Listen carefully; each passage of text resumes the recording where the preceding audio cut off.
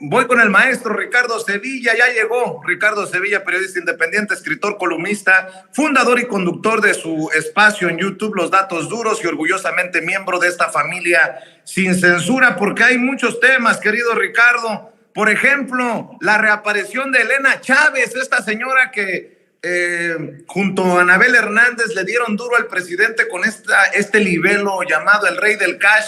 Regresa con otro libro y aparece con Ciro Gómez Leiva. Lo decía anoche en Sin Censura Nocturno, que Ciro parece el vocero de los peores intereses, es el vocero de los peores intereses, lavándole la cara a esta señora y diciéndole: ¿por qué regresas para que te ataquen? Con otro libelo ya le están desmintiendo con cartas a algunos empresarios a Elena Chávez lo que ella asegura en este libro. No le duraron ni 24 horas las mentiras a Elena Chávez, mi querido Ricardo, entre los temas que hay que abordar.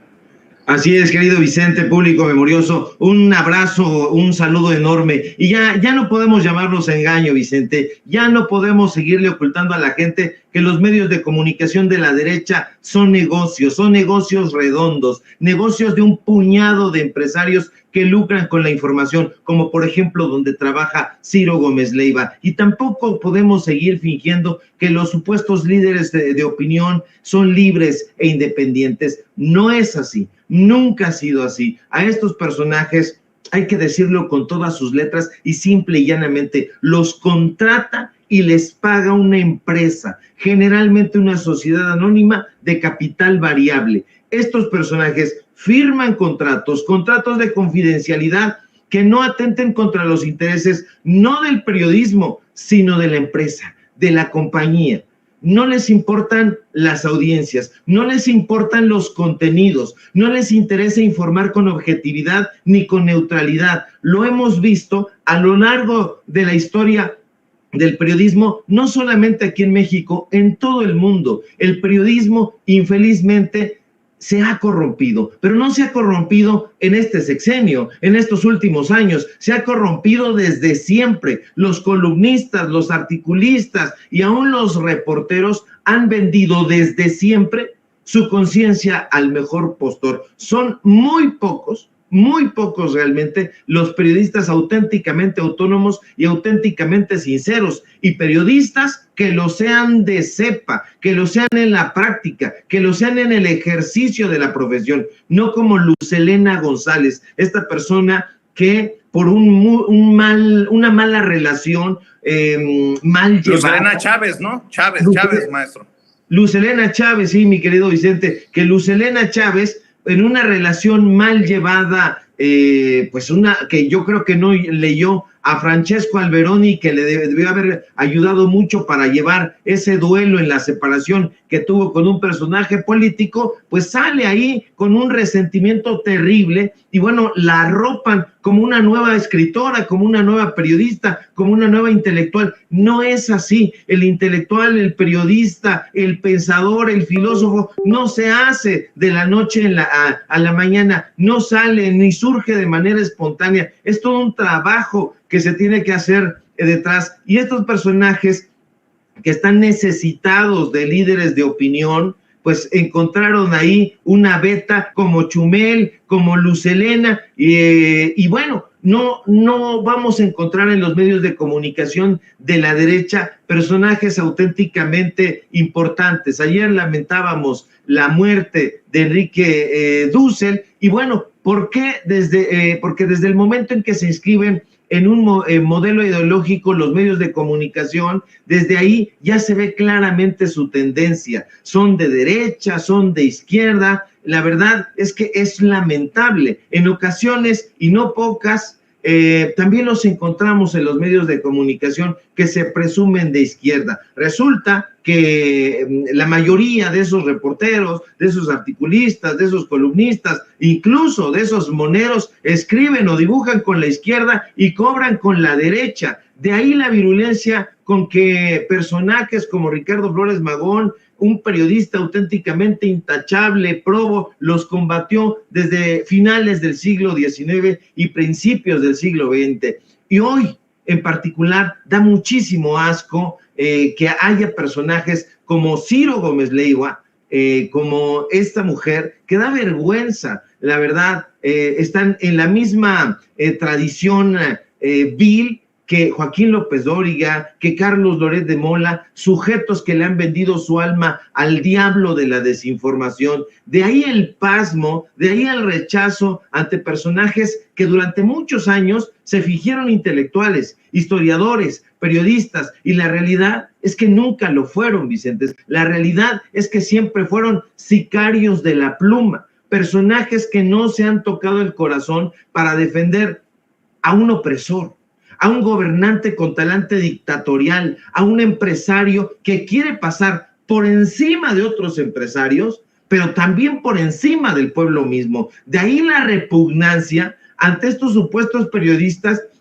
que están utilizando una tragedia como la sucedida en Acapulco para ganar audiencia, para impulsar alguna agenda política, algún partido, algún candidato. Decirles desvergonzados es decirles poco. Yo les llamaría carroñeros, carroñeros que se dan festines pantagruélicos frente a un pueblo lacerado, frente a un pueblo oprimido, frente a un pueblo que lo ha perdido absolutamente todo. Esta clase de personajes no merece de ninguna manera tener un micrófono frente a sus bocas corruptas y mentirosas. Sujetos mezquinos como Ciro Gómez Leiva, como Leo Zuckerman, que dice el tarado que vale la pena o no reconstruir Acapulco. Vaya calidad humana, no hay calidad humana, yo le llamaría bestia, bestia ignorante, bestia peluda. Y mira nada más, estaba yo conversando ayer con una persona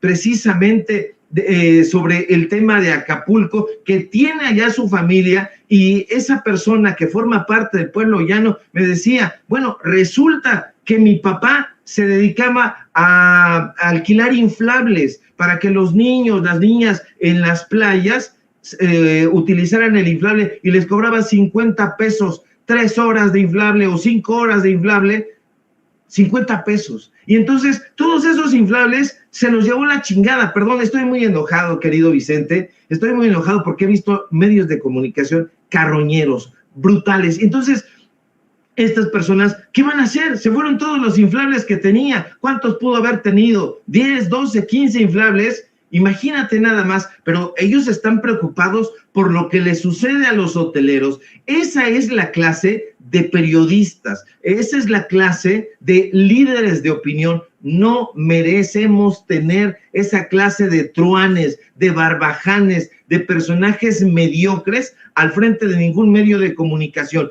Antes en el periodismo se tenía hambre de decir algo importante. Tú te formabas cuando trabajabas en radio, cuando trabajabas en televisión, te formabas y eras muy riguroso, con tiempos muy medidos frente a radio, quienes hicimos en algún momento radio, y no las taladeces que dicen los chumelitos, los babosos que trabajan ahí en Radio Fórmula y en estos medios de comunicación. Estaba yo en una taquería la noche de ayer y estaba escuchando las taradeces ahí de estos personajes en la televisión, y me dio muchísimo asco. Y este tipo de cosas es a las que estamos, por las cuales estamos enojados. O sea, tengo en mis manos el presupuesto que le dieron a la UNAM en este año para chayotear a los medios de comunicación, más de 148 millones de pesos,